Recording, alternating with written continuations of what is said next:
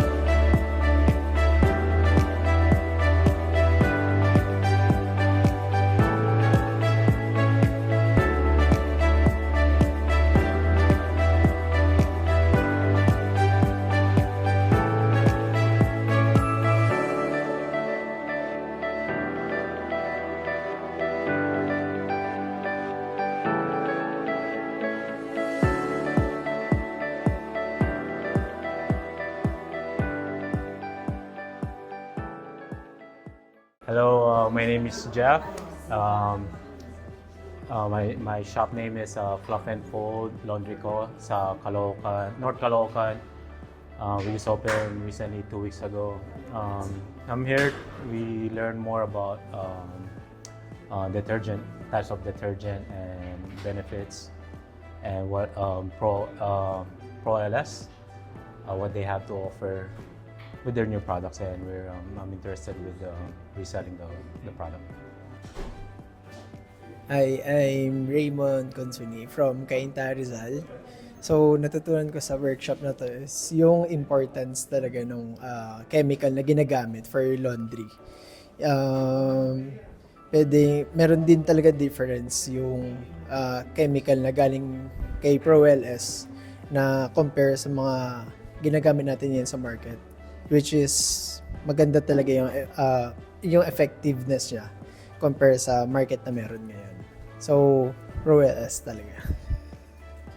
Hello, I'm Reynold, and I have a laundry shop in Quezon City, and I'm here now in ALS sa Green Hills, and then this is my third time sa mga programs ng ALS.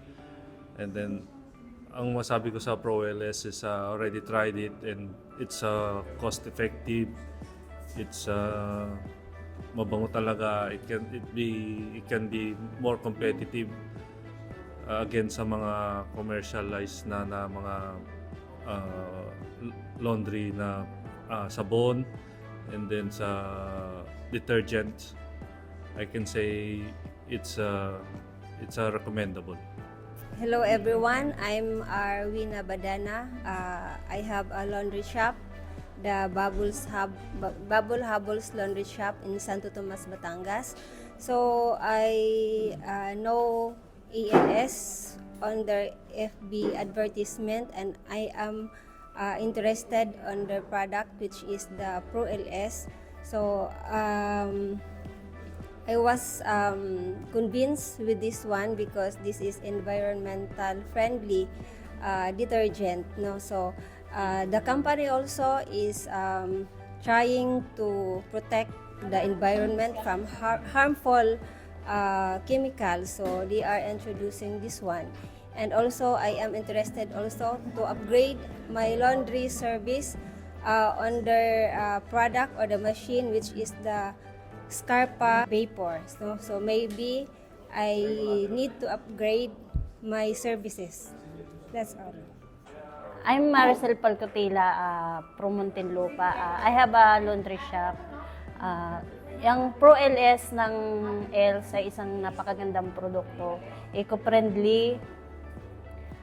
Ito yung isang number 1 product na magandang gamitin sa mga laundry shop o sa ibang mga establishment o gaya ng mga hotels. Maraming produkto ang ProLS, ang ELS na pwede nyong ma-avail.